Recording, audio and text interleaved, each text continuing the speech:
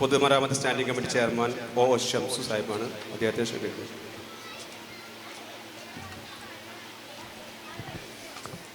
പ്രിയപ്പെട്ട അധ്യക്ഷൻ, Ponnani municipal chairman, നമ്മുടെ ഈ 54-ാം വാർഷിക ആഘോഷ പരിപാടി ഔപചാരികമായി ഉദ്ഘാടനം നിർവഹിച്ച പൊന്നാനിയുടെ പ്രിയപ്പെട്ട MLA നന്ദേട്ടൻ, പൊന്നാനി നഗരസഭ കൗൺസിലർ നിഷാദ്, ഈ സ്കൂളിൻ്റെ PTA പ്രസിഡൻറ്റ് KVM കഫീൽ, പ്രിയപ്പെട്ട ശ്രീജ കെ, ഹരിയാനന്ദകുമാർ, പ്രിയപ്പെട്ട ബുഷറ, പ്രിയപ്പെട്ട PTA വൈസ് പ്രസിഡന്റ് മൊയ്തീൻകോയ, പ്രിയപ്പെട്ട റസൽ, പ്രിയപ്പെട്ട ബിജി ടൂപ്പ്, മറ്റു പ്രിയപ്പെട്ട ഈ വിദ്യാലയത്തിലെ അധ്യാപകന്മാരെ, അധ്യാപികന്മാരെ, പ്രിയപ്പെട്ട വിദ്യാർത്ഥികളെ, പ്രിയപ്പെട്ട സഹോദരി സഹോദരങ്ങളെ, ഈ വിദ്യാലയത്തിൻ്റെ 54-ാം വാർഷിക ആഘോഷ പരിപാടിയിലാണ് ഞാൻ എല്ലാവരും ഉള്ളത്. ഈ വിദ്യാലയം മലപ്പുറം ജില്ലയിൽ തന്നെ ഏറ്റവും കൂടുതൽ കുട്ടികൾ പഠിക്കുന്ന LP സ്കൂളാണ് ആനപ്പടി LP സ്കൂൾ എന്ന് പറയുന്ന ഈ സ്ഥാപനം. നമുക്കറിയാം, ഈ പ്രദേശത്ത് ജീവിക്കുന്ന മത്സ്യത്തൊഴിലാളികളുടെ വളരെ പാവപ്പെട്ടവരുടെ മക്കളാണ് ഈ വിദ്യാലയത്തിൽ പഠിച്ചുകൊണ്ടിരിക്കുന്നത്. ഈ വിദ്യാലയത്തിൻ്റെ ഇന്നത്തെ അസൗകര്യങ്ങൾ, ആ അസൗകര്യങ്ങളെല്ലാം സൗകര്യങ്ങളാക്കി മാറ്റുന്നതിന് വേണ്ടിയുള്ള കഠിന പ്രയത്നമാണ് ഇവിടുത്തെ അധ്യാപകന്മാരും അധ്യാപികന്മാരും PTA എല്ലാം ചെയ്തുകൊണ്ടിരിക്കുന്നത്. പക്ഷേ അതോടൊപ്പം തന്നെ ഇതിൻ്റെ മാനേജ്മെൻ്റ് ഒന്നുകൂടി കണ്ണു തുറന്നാൽ നമ്മുടെ ഈ വിദ്യാലയത്തിൻ്റെ ഇന്ന് കാണുന്ന ഈ സ്ട്രക്ചറൊക്കെ മാറ്റി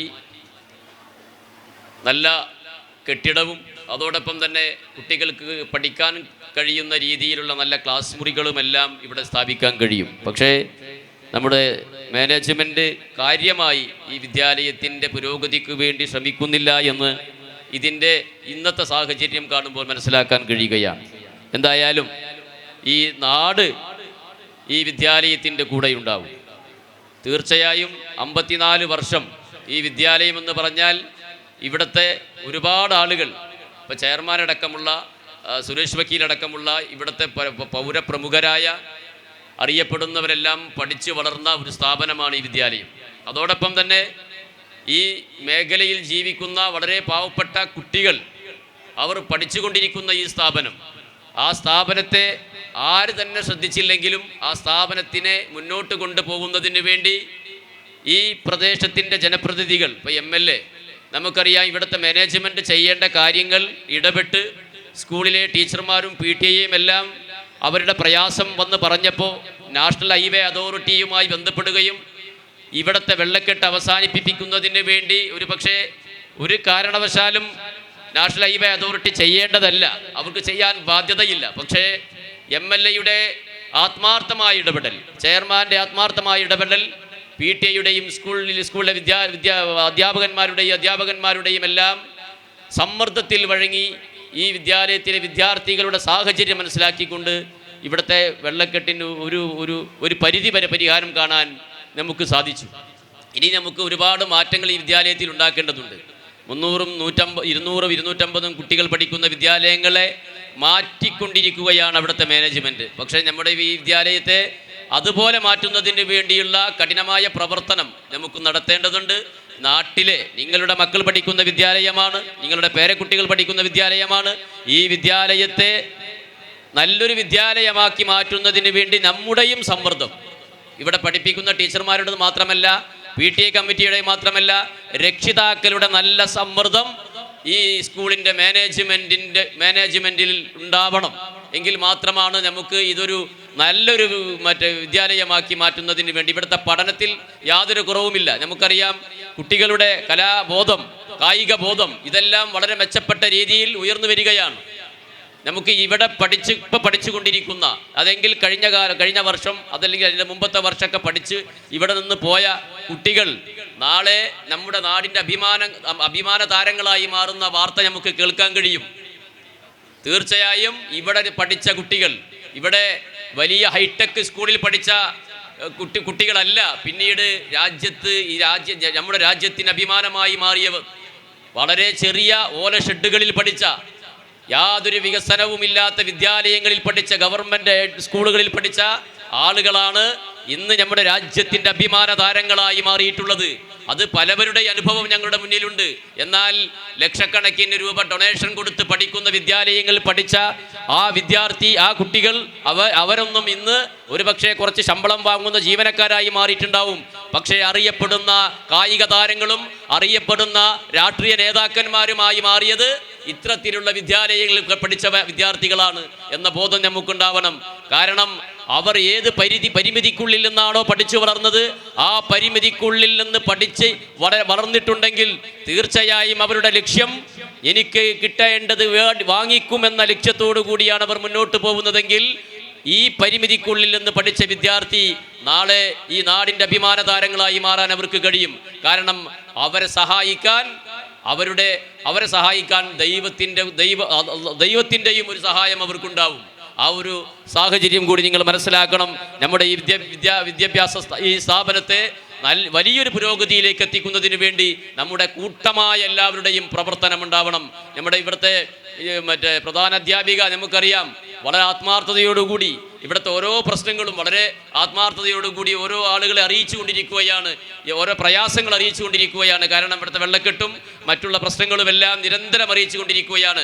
ഞങ്ങളെല്ലാം ഇതിൻ്റെ മാനേജ്മെൻറ്റിനെ, അധികാരികളെ മറ്റെല്ലാം അറിയിക്കുകയും ചെയ്തുകൊണ്ടിരിക്കുകയാണ്. തീർച്ചയായും വളരെ പെട്ടെന്ന് തന്നെ ഈ സ്ഥാപനത്തിൽ ഒരു വലിയ മാറ്റമുണ്ടാവുന്നതിന് വേണ്ടിയുള്ള ആത്മാർത്ഥമായ ഇടപെടൽ ജനപ്രതിനിധികളുടെ ഭാഗത്ത് നിന്നുണ്ടാവുമെന്ന് മാത്രം ഇവിടെ പഠിക്കുന്ന വിദ്യാർത്ഥികളുടെ രക്ഷിതാക്കൾക്ക് ഉറപ്പ് നൽകിക്കൊണ്ട് ഈ പരിപാടിക്ക് എല്ലാവിധ ആശംസകളും അറിയിച്ചുകൊണ്ട് നിർത്തുന്നു.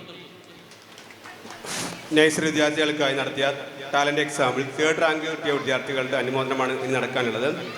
മുഹമ്മദ് അമ്മാൻ ഇവരെ ആദരിക്കുന്നത് ഒ ഷംസ് അവറുകളാണ്. അദ്ദേഹത്തെ വളരെ സ്നേഹപൂർവ്വം ക്ഷണിക്കുന്നു. മുഹമ്മദ് അമാൻ.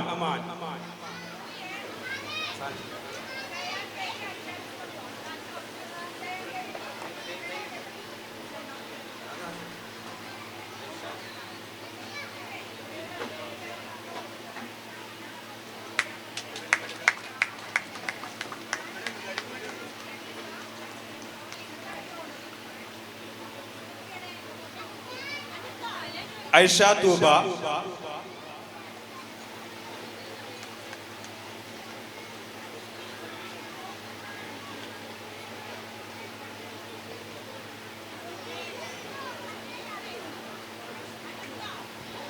മുഹമ്മദ് ഷമ്മാസ്.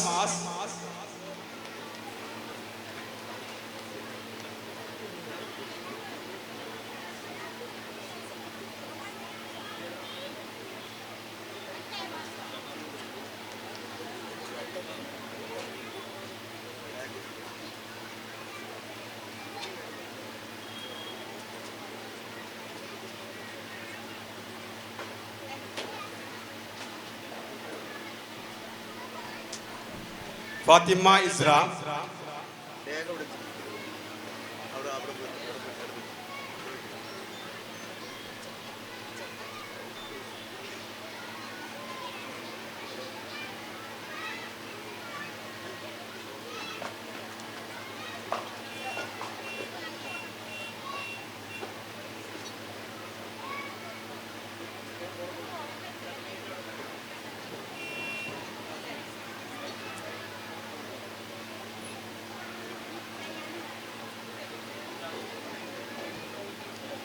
അടുത്തായി ആശംസ സംസാരിക്കുന്നത് ശ്രീ 46ാം വാർഡിലെ കൗൺസിലർ ശ്രീ നിഷാദാണ്. നിഷാദിനെ വളരെ സ്നേഹത്തോടുകൂടി ക്ഷണിക്കുന്നു.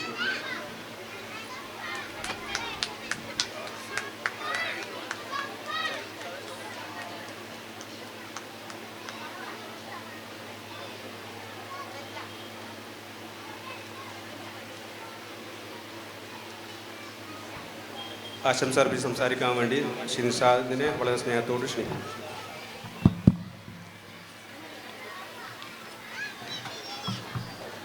ഈ പരിപാടിയുടെ സ്വാഗതം ആശംസിച്ച നമ്മുടെ കഫീൽ PTA പ്രസിഡൻറ്റ്, അതുതന്നെ ഈ പരിപാടിയുടെ അധ്യക്ഷ സ്ഥാനം വഹിച്ച നമ്മുടെ ഈ വാർഡിലെ കൗൺസിലറും പൊന്നാനി നഗരസഭ ചെയർമാനുമായ ശിവദാസ് ആറ്റിപ്പുറം, ഉദ്ഘാടനം നിർവഹിച്ച P. നന്ദേട്ടൻ, ഇനിയും ഇത് പൊതുമരാമത്ത് standing committee chairman O Shamsu, ഈ വേദിയിലും സദസ്സിലുമുള്ള എല്ലാവരെയും നമ്മുടെ ഈ സ്കൂളിൻ്റെ 54-ാം വാർഷികം ആഘോഷിക്കുന്ന ഈ വേളയിലാണ് നമ്മളിവിടെ കൂടിയിരിക്കുന്നത്. നമുക്കറിയാം, ഞാൻ ഈ സ്കൂളിലെ പൂർവ്വ വിദ്യാർത്ഥിയാണ്. നിലവിൽ എൻ്റെ മക്കളൊക്കെ ഇവിടെ തന്നെയാണ് പഠിക്കുന്നത്.